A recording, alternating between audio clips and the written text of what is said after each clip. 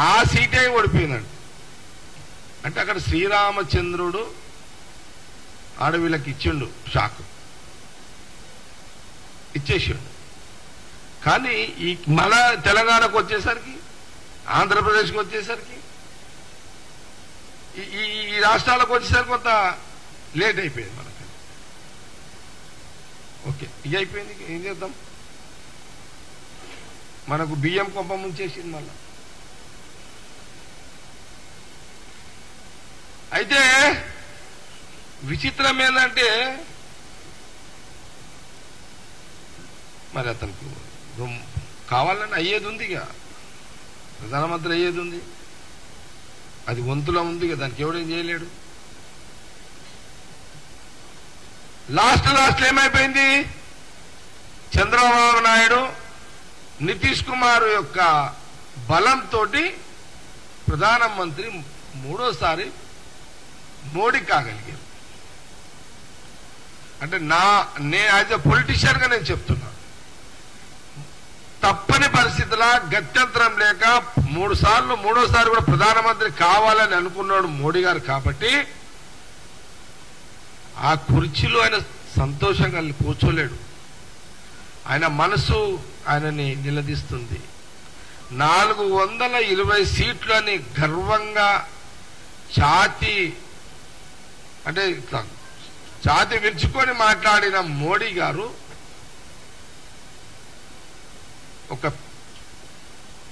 ఆ గాంభీర్యాన్ని ఎక్కడ పోయింది? ప్రధానమంత్రి ప్రమాణ స్వీకారం చేసే టైంలో ఆ గాంభీర్యం లేదు, ఆ ఉత్సాహం లేదు, ఆ సంతోషం లేదు, ఆ ఆనందం లేదు మోడీ గారికి.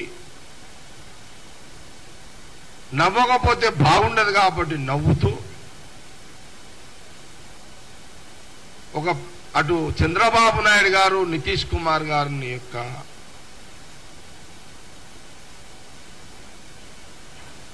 సరే ఆయన పెద్ద మనిషి, మనం కొంత వయసుకు మర్యాద ఇవ్వాలి, హోదాకు మర్యాద ఇవ్వాలి. వాళ్ళ యొక్క బలంతో ఈరోజు మూడోసారి ప్రధానమంత్రి మోడీ గారు అయ్యారు. కానీ విచిత్రం ఏంటంటే దేశంలో మోడీ గారు ఫస్ట్ ఫోన్ కాల్ పొద్దున్న ఎవరికి చేసిండు? చంద్రబాబు నాయుడు గారికి చేసిండు. అంతమంది చంద్రబాబు నాయుడు గారు అపాయింట్మెంట్లు అడిగితే కూడా దొరకలే మోడీ గారి దగ్గర, అమిత్ షా గారి దగ్గర. అంతకుముందు జగన్కి దొరుకుతుండే మళ్ళా. కానీ ఎప్పుడు చంద్రబాబు నాయుడు గారికి అపాయింట్మెంట్ దొరకకుండే. అందుకే బీజేపీ పార్టీ ఏం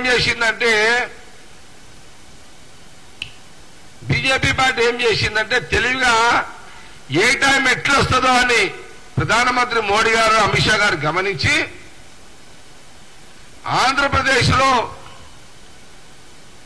ఇక వైఎస్ఆర్ వచ్చేటట్టు లేదు కాబట్టి బిఫోర్ ఒకవేళ వైఎస్ఆర్ వచ్చినా బీజేపీకి అయినా సేఫ్ గేమ్లు ఏం ఆడారంటే లాస్ట్ కొన్ని నెలల ముందు, 2-3 నెలల ముందు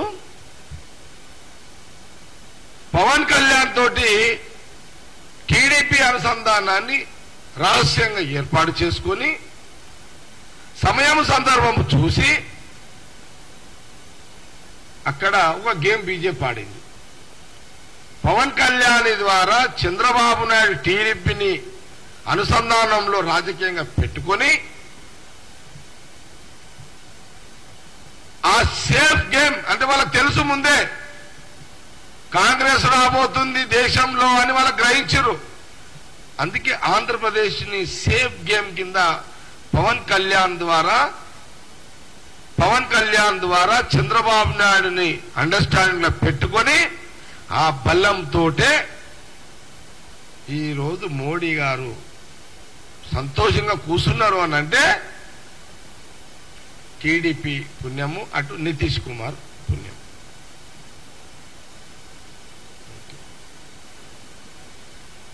240కి వచ్చేసాడు.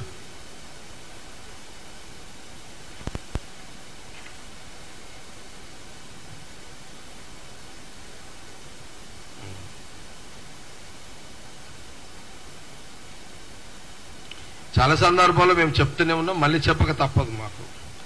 రాహుల్ గాంధీ గారి కుటుంబం యొక్క చరిత్ర, త్యాగాల చరిత్ర. మోడీ యొక్క చరిత్ర, మోడీ గారికి ఏదైనా చరిత్ర ఉందా?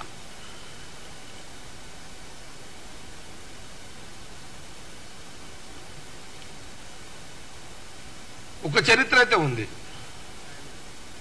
మోసాలు చేసే చరిత్ర బీజేపీది, త్యాగాల చరిత్ర కాంగ్రెస్ రాహుల్ గాంధీ కుటుంబాన్ని, మోసాల యొక్క చరిత్ర బీజేపీ మోడీ గారిది. ఇది ఒకటి వాళ్ళకైతే మిగిలింది. వాళ్ళు 3 సార్లు ప్రధానమంత్రి అయినా మోసాల చరిత్ర అనేది అయితే చరిత్రలో చిరస్థాయిగా ఉండిపోయే చరిత్ర బీజేపీ మోడీ గారిది అనేది మనం చెప్పక తప్పదు.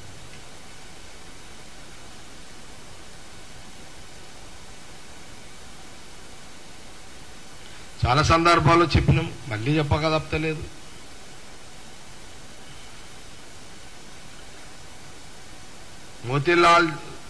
మోతీలాల్, జవహర్లాల్ నెహ్రూ, ఇందిరాగాంధీ గారు, రాజీవ్ గాంధీ గారు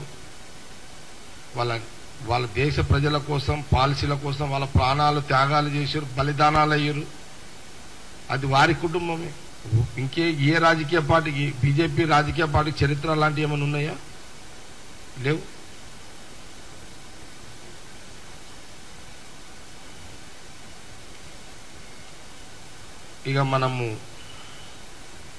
ఇక అసలైన సిసలైన యువరాజు, కాబోయే చక్రవర్తి ప్రధానమంత్రి రాహుల్ గాంధీ గారి యొక్క గలం పార్లమెంట్లో మనమందరం చూసినాం. ప్రతిపక్ష నాయకుడిగా రాహుల్ గాంధీ గారు మోడీ విధానాలు, మోడీ గారి మోసాలు, మోడీ బీజేపీ హిందూ ప్రజల పట్ల చేస్తున్న మోసాలు, హిందువులని మతపరంగా వాడుకునే యొక్క పరిస్థితుల మీద చర్చ చేయడం మనం అందరం కూడా చూసిన. శివ భగవానుని యొక్క చిత్రపటాన్ని పట్టుకొని వారు ఈ 10 ఏళ్ల కాలంలో ఎప్పుడైనా సీతారామచంద్రుని యొక్క పటము పట్టుకొని మోడీ గారు పార్లమెంట్లో చూసిన సందర్భం ఉన్నదా? నేను మిమ్మల్ని కూడా మన గాంధీ భవన్ మీడియా వాళ్ళని అడుగుతుందా, ఉందా ఎప్పుడైనా అట్లా? నేను అడుగుతున్న ఒక మాట, సీతారామచంద్రుని దేవుని యొక్క పటాన్ని పార్లమెంట్లో నేను అయోధ్య నేను అని ఇట్లా చూపించి మాట్లాడి సందర్భం మీరు చూసిర్రా? మళ్ళీ వస్తా టాపిక్లో రాకేష్, మీరు క్వశ్చన్లలో వస్తుంది, అట్లా అడగండి. కానీ నేటి యువరాజు, ప్రతిపక్ష నాయకుడు, కాబోయే చక్రవర్తి ప్రధానమంత్రి రాహుల్ గాంధీ గారు శివుని యొక్క చిత్రపటాన్ని నిండు సభలో, పార్లమెంటులో చిత్రపటాన్ని చూయిస్తూ, శివదేవుని యొక్క చూయిస్తూ, బీజేపీ మోడీ యొక్క ప్రభుత్వము పరిపాలన హిందువుల పట్ల చేస్తున్న మోసాలను చూయిస్తూ దేవుని యొక్క చిత్రపటాన్ని చేశాడు అంటే దాన్ని ఏమనాలి మనము? ఇది ఒకసారి యావత్తు దేశ హిందూ ప్రజలందరూ ఆలోచన చేయాలి. శివుని యొక్క చిత్రపటాన్ని, శివుని దేవుడి యొక్క చిత్రపటాన్ని రాహుల్ గాంధీ గారు దేవుణ్ణి అసలు ఎక్కడ కూడా ఆ చిత్రపటాన్ని కింద పెట్టకుండా పార్లమెంట్లో పట్టుకొని మాట్లాడుతూనే ఉన్నాడు. మోడీ గారిని కడిగేస్తూనే ఉన్నాడు, మోడీ గారిని నిలదీస్తున్నాడు.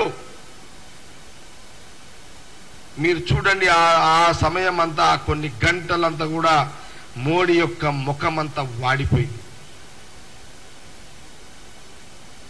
ఏం చేయాలో అర్థం కాని పరిస్థితి, ఎలాంటి కౌంటర్ చేయాలో అర్థం కాని పరిస్థితి,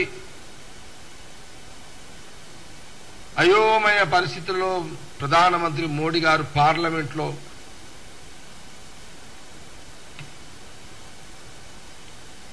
కడిగేసిండు. ప్రధానమంత్రి మోడీ గారిని కడిగేసిండు రాహుల్ గాంధీ గారు. ఎందుకు? దేశ ప్రజా సమస్యల మీద అన్ని దేశంలో ప్రజల అన్ని మతాలు అన్ని కులాల మీద అధ్యయనం చేశారు. హిందువుల పట్ల, ముస్లింల పట్ల, క్రైస్తవుల పట్ల, అన్ని యావత్ కులాల పట్ల, కుల వృత్తుల కులాల పట్ల వారు పూర్తి అవగాహనతో ఒక పట్టుతో ప్రతిపక్ష నాయకుడిగా యుద్ధంలోకి దిగిండు.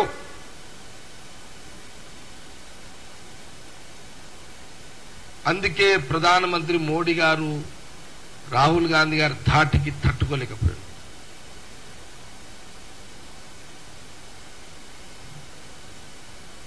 ఇది ప్రారంభం. ఇది రాహుల్ గాంధీ గారి యొక్క ప్రతిపక్ష నాయకు వారి యొక్క ఈ పార్లమెంట్లో ఇది స్టార్ట్ అయింది. ఇది ఆగేది కాదు. ఇది ఎప్పుడైనా సరే పార్లమెంట్లో కానీ బయట కానీ మోడీ గారి యొక్క పరిపాలన, వారి యొక్క దుర్మార్గమైన పరిపాలన ఎప్పుడప్పుడు మా నాయకుడు రాహుల్ గాంధీ గారు ఎండగడతాడు. గద పట్టుకొని ఎప్పుడు అలర్ట్గా ఉంటాడు. ఆయన చేతిలో గద ఎప్పుడు రెడీగా ఉంటుంది.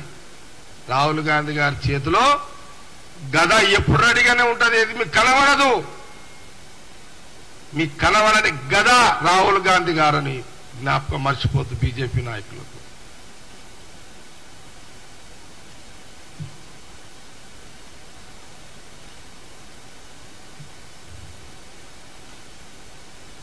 ప్రధానమంత్రి మోడీ గారు మాట్లాడతారు రాహుల్ గాంధీ గురించి ఒక కామెంట్. ఏం చేయాలో అర్థమైతే అయోమయంలో ఉన్నాడైనా.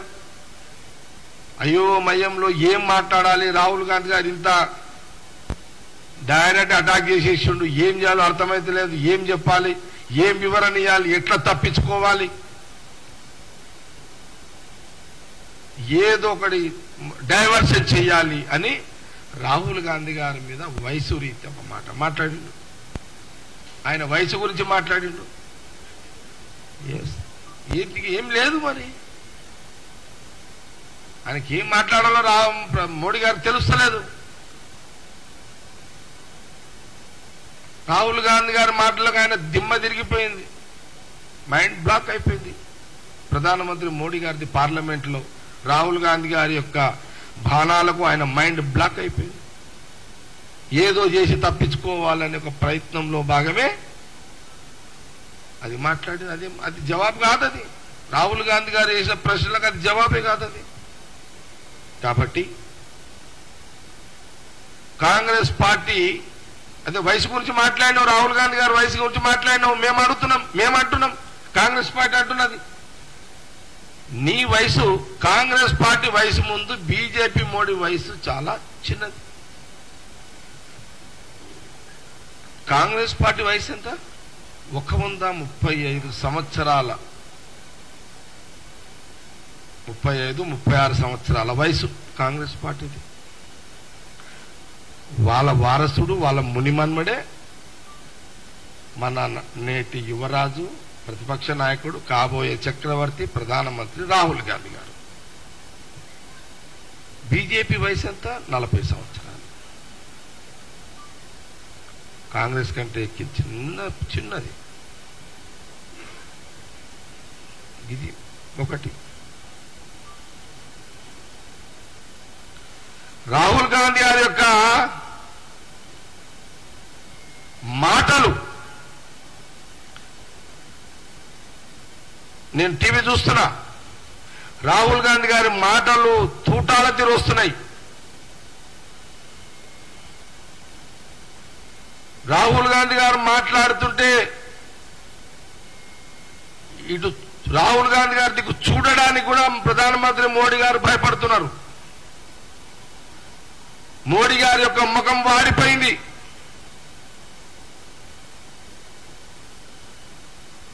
నిగనిగలాడే మోడీ గారి ముఖం 10 ఏళ్ల కాలంలో ప్రతిపక్ష నాయకుడు రాహుల్ గాంధీ గారి ప్రసంగానికి తాటికి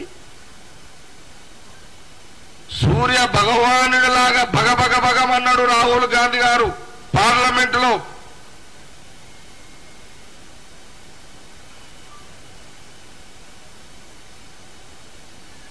రాహుల్ గాంధీ గారి మాటలు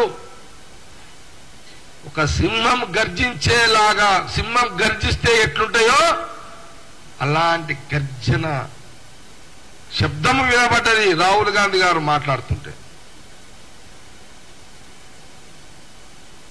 ఇదంతా ఎవరి కోసం రాహుల్ గాంధీ గారు? ఈ దేశ ప్రజల సమస్యల పరిష్కారం కోసమే ప్రధానమంత్రి మోడీ గారి మీద సింహంలాగా గర్జిస్తూ సూర్య భగవానిలాగా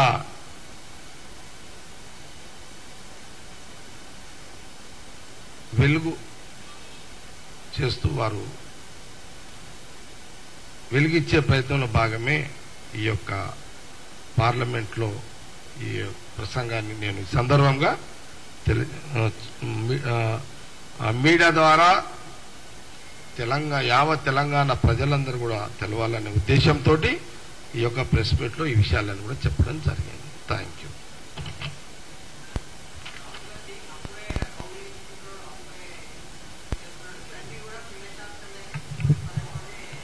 సీను నో కామెంట్స్ దాని మీద.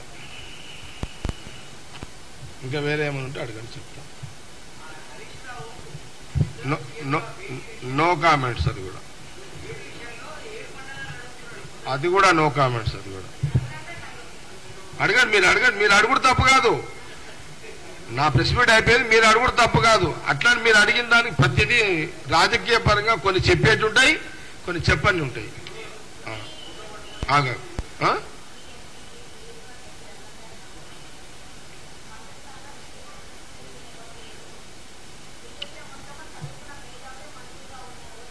నో కామెంట్స్ అమ్మా. బీజేపీ మీరు రఘునందన్ మీద కూడా నో కామెంట్స్.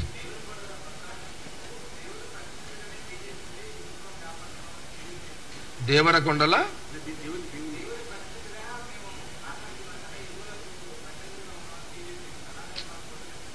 నేను దీని గురించి మళ్ళీ మాట్లాడతా రాకేష్. ఇప్పుడు నో కామెంట్స్.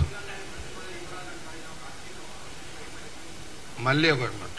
అశోక్ అడిగింది ఒక పాయింట్. ఇప్పుడు అశోక్, నువ్వు అడిగిన పాయింట్ ఏంటంటే, మేము యువరాజు అని అంటున్నావు, ఇది రాజు పరిపాలన అని అంటావు. నా మాట మీరు స్పష్టంగా వినాలి అశోక్. కాంగ్రెస్ పార్టీ యువరాజు, డెమోక్రసీ నాయకుడుగా ప్రతిపక్ష నాయకుడు అని అన్నాను. మేము ఎక్కడ కూడా డెమోక్రసీని కించపరచలేం. మా యువరాజు డెమోక్రసీ నాయకుడు, ప్రతిపక్ష నాయకుడు రాహుల్ గాంధీ గారు, మా చక్రవర్తి, డెమోక్రసీ పద్ధతిలో కాబోయే ప్రధానమంత్రి రాహుల్ గాంధీ గారు అని అన్నా.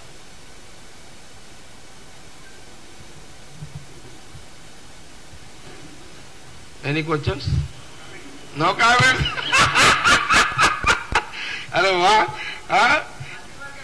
అంటే ఆఖరికి మీరు అంటే మీరేస్తున్నా మీడియా వాళ్ళు.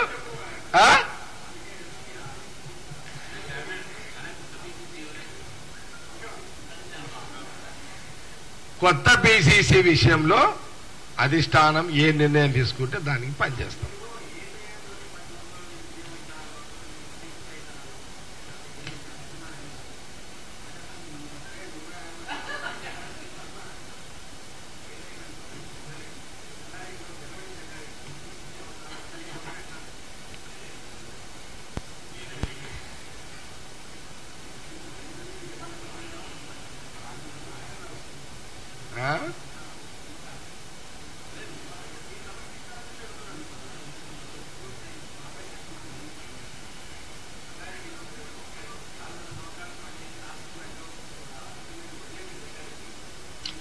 నేను కాదంటలేదు అశోక్. నేనేమంటున్నానంటే, అది నా మైండ్, నా మనస్తత్వం. అది నా బలమా నా బలహీనత నాకు తెలియదు. నేను సంగారెడ్డి నియోజకవర్గంలో 5 ఏళ్ళు ఎమ్మెల్యేగా ఉన్నప్పుడు 4.5 సంవత్సరాలు ఫుల్ పబ్లిక్లో ఉంటా. ఎలక్షన్లు 3-4 నెలలు ఉందనగా ఫీల్డ్లో ఉంటా. పోలింగ్ అప్పుడు కూడా నేను బూతులలో తిరగా. సాయంత్రం 4:30కు పోయి ఓటేసి వచ్చేస్తాను. ఇది 2004 ప్రతి ఎలక్షన్ ఇంతే. నేను అది నా బలమా నా బలహీనత తెలియదు. కానీ నేనేమంటా అంటే, 5 ఏళ్ళు మీరు ఇచ్చిన అవకాశంలో 4.5 సంవత్సరాలు నేను ఫీల్డ్లోనే ఉన్నా కదా. ఎలక్షన్ టైంలో నేను రాలేకపోతున్నామో, మీకు కావాల్సిన సర్వీస్ నేను 4.5 years ఇస్తున్నా కదా, అది గ్రహించి నాకు ఓట్లు వేయాలనేది నా భావన. ఒకసారి గ్రహించి నన్ను గెలిపిస్తారు, ఒకసారి మిస్ఫైర్ అయి నన్ను ఓడగొడతారు. నేను దీనికి హ్యాపీ, నేను దానికి హ్యాపీ. దీంట్లో ప్రాబ్లం లేదు. ఇక నువ్వు 2వ పాయింట్ అడిగినావు. మళ్ళా రానున్న 10 సంవత్సరాల లోపు పిసిసి చీఫ్ సీఎం అవుతా అని మొన్న మీరు చెప్పారు. అది బాగా వైరల్ అయింది.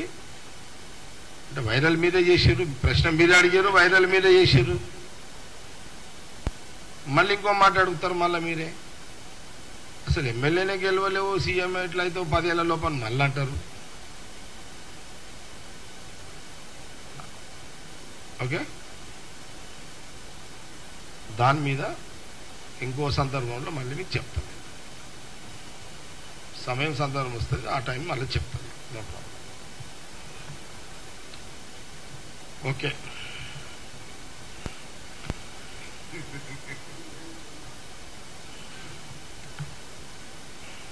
ఇంకేనికి వచ్చేసి క్లోజ్ చేయాలా ప్రెస్ మీట్?